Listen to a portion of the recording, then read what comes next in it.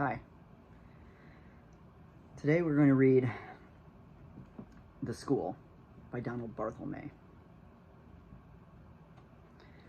Well, we had all these children out planting trees, see? Because we figured that was part of the education, to see how, the root system and also the sense of responsibility, taking care of things, being individually responsible. You know what I mean.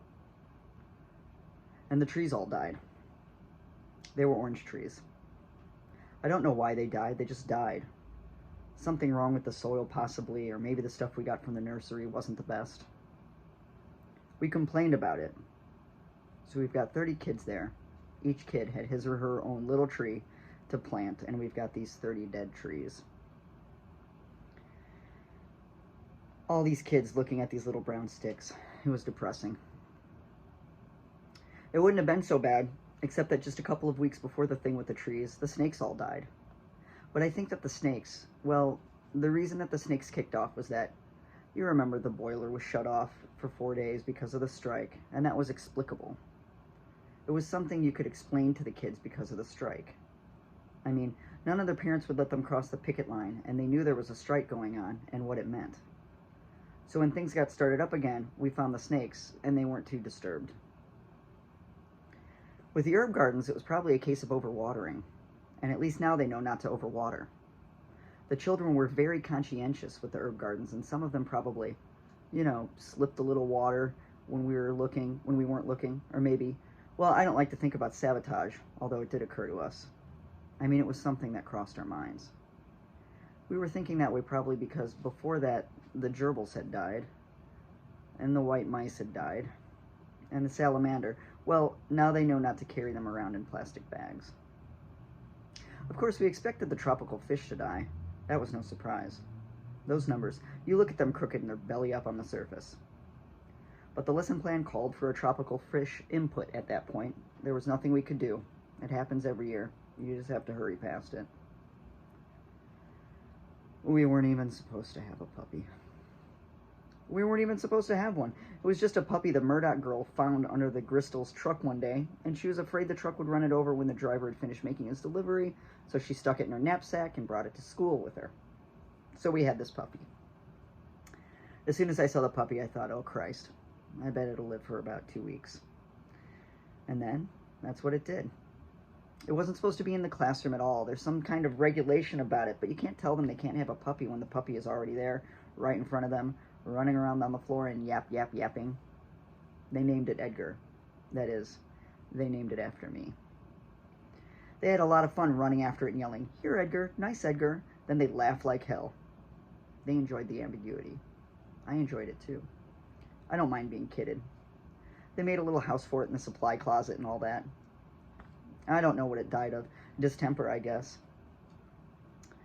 It probably hadn't got any shots. I got it out of there before the kids got to school. I checked the supply closet each morning routinely because I knew what was going to happen. I gave it to the custodian. And then there was this Korean orphan that the class adopted through the Help the Children program.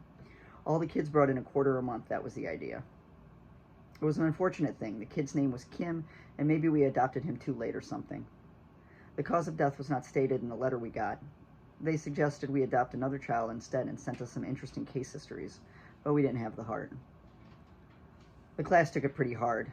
They began, I think nobody said anything to me directly, to feel that maybe there was something wrong with the school. But I don't think there's anything wrong with the school, particularly. I've seen better and I've seen worse. It was just a run of bad luck. We had an extraordinary number of parents passing away, for instance. There were, I think, 2 heart attacks and 2 suicides, 1 drowning, and 4 got killed together in a car accident. 1 stroke. And we had the usual heavy mortality rates among the grandparents. Or maybe it was heavier this year. It seems so. And finally, the tragedy. The tragedy occurred when Matthew Wine and Tony Mavgoro were playing over where they're excavating for the new federal office building. There were all these big wooden beams stacked, at the edge of the excavation. There's a court case coming out of that, and the parents are claiming the beams were poorly stacked. I don't know what's true and what's not. It's been a strange year.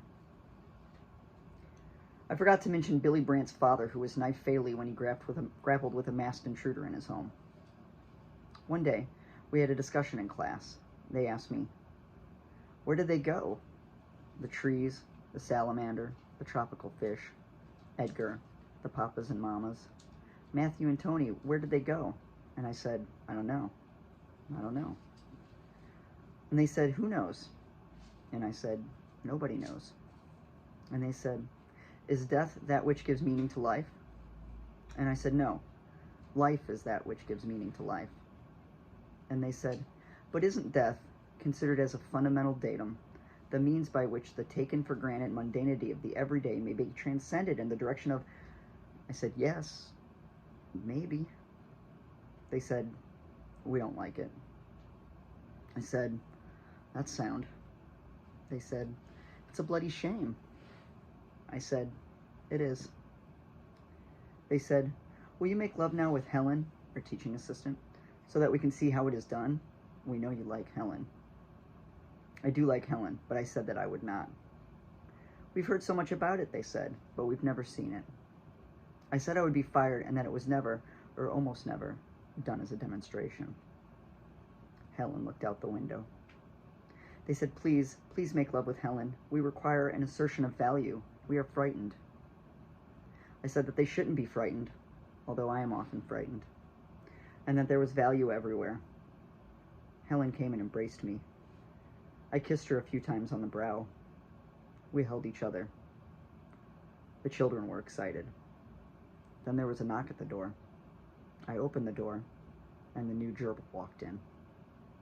The children cheered wildly.